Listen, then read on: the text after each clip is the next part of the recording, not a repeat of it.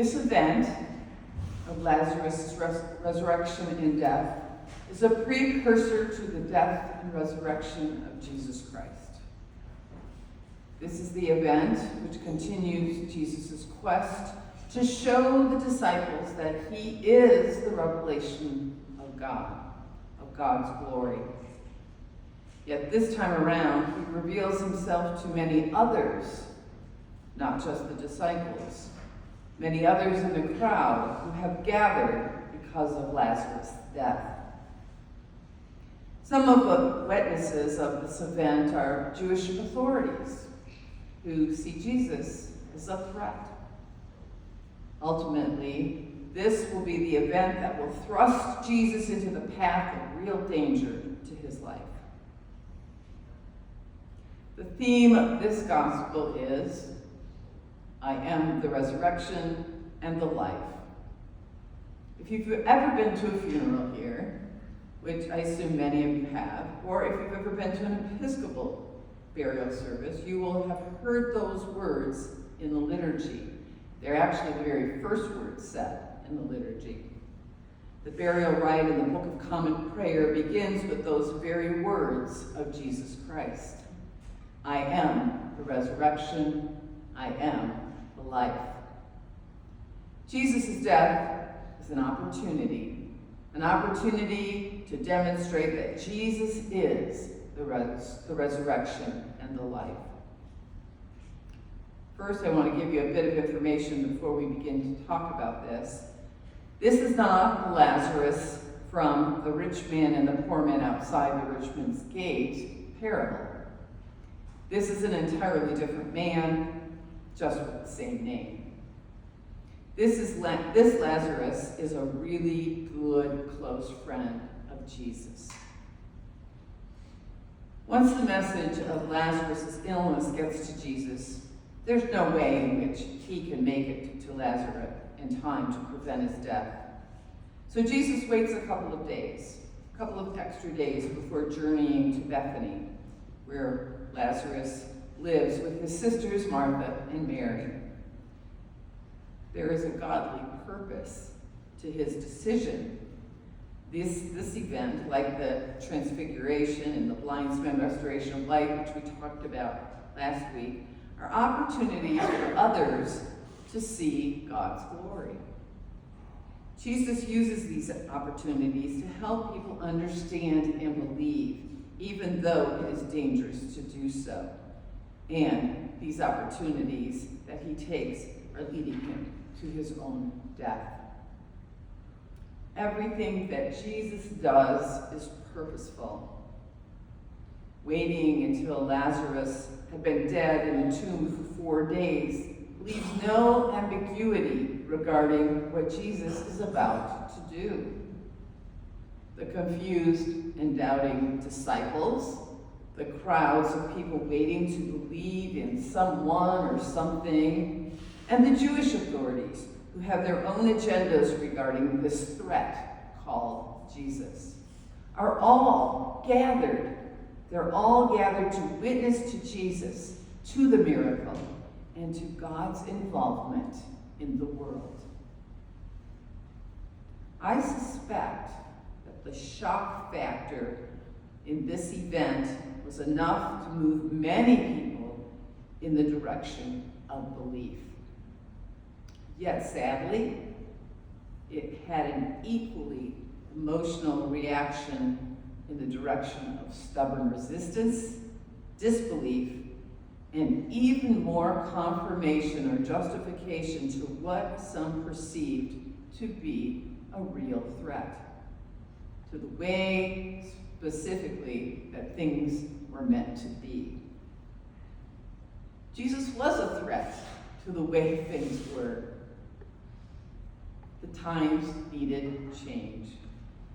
The people of God needed to be retaught what it meant to be people of God.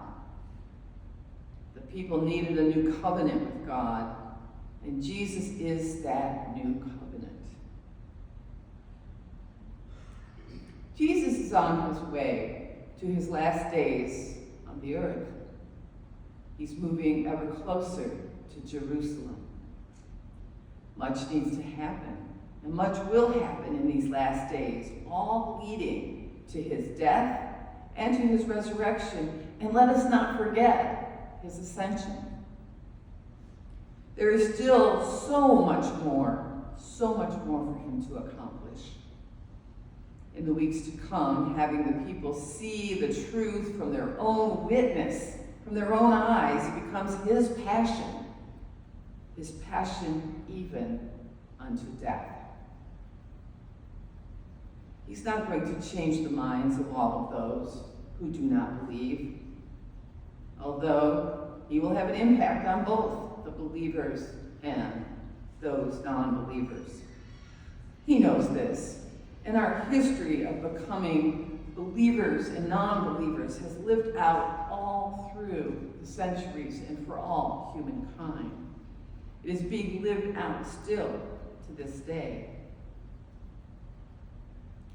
In this account, Martha, for me, just seemed to be a really good example of who we tend to be in relation to Jesus and God. She expresses her faith very clearly.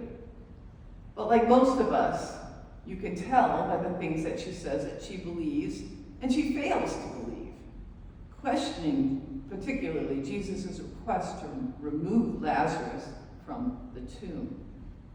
She says, "Don't do that." Jesus knows that since we are all, like Martha, wonderfully created by God, we too have this innate drive to question, to be skeptical, and to doubt. For Jesus' passion to be demonstrated to the fullest and the message to be sent loud and clear, Jesus must do this act of raising Lazarus from death. And he must suffer the consequences of his actions. We too are to be impacted by his actions. Everything Jesus does is done to him, or that is done to him in the days to come, is reacted to with Martha's on one side and Jewish authorities on the other. Every move he makes has risks, and every move he makes brings more people into the realm of God. He truly is, and can be, for everyone, the resurrection and the life. Even though he couldn't be present for Lazarus' death, as I've said, he needed to be here to raise him from the dead. But let's not dismiss the fact that he did this with great passion and emotion. I can't imagine how difficult this must have been, even with his knowledge of the end game of resurrection and life.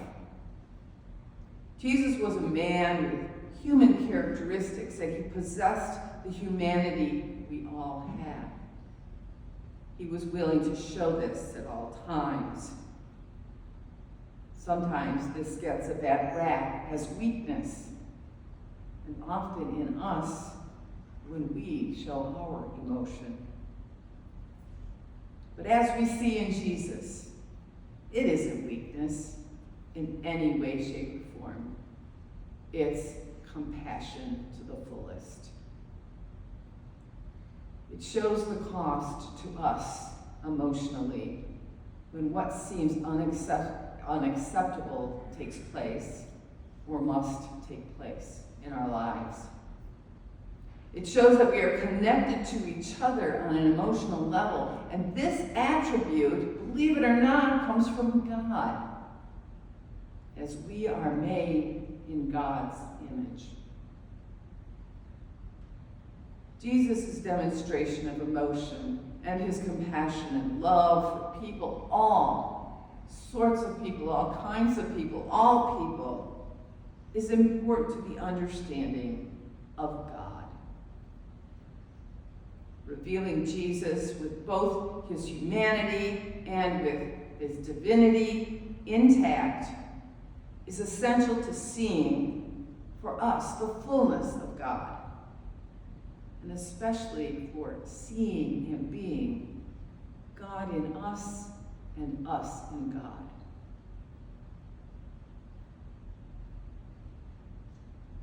Jesus' last moves in this story of Lazarus rising from death is the public prayer that Jesus makes to God. Like I said, everything Jesus does has a purpose. And in this prayer, he speaks directly to God, saying things that he already knows, but he does it for the crowd. He says, "Didn't I tell you, if you believe, you would see God's glory?" That's what he says to the crowd. Didn't I tell you, if you believe, you would see God's glory? Ironically, it worked the other way as well during this event, because some saw God's glory, and then they believed. They witnessed God's glory through Jesus and through this event. It's spectacular when you think about it. And then, equally important, I believe, Jesus demands that they unbind Lazarus, that they take away the gauze. They wrap it around and off of his body, and he is free. He is freed from death in that visual, in that moment. He will die in body someday, and he does, of course, because we all do. But he will never die in spirit.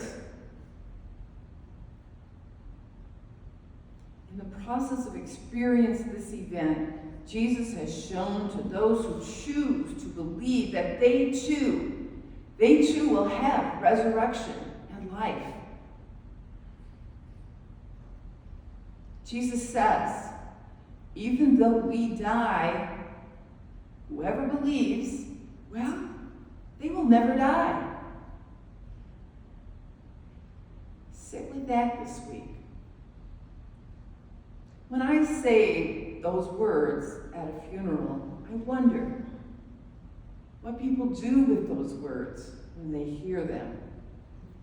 And maybe they hear them for the first time, particularly at a funeral.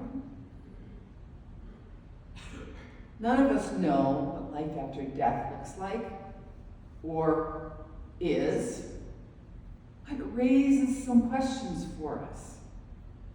And I have a couple questions for you to end this homily. Do we believe this, that we will never die? Do we believe this? And then, depending on the answer to that question, we should ask ourselves,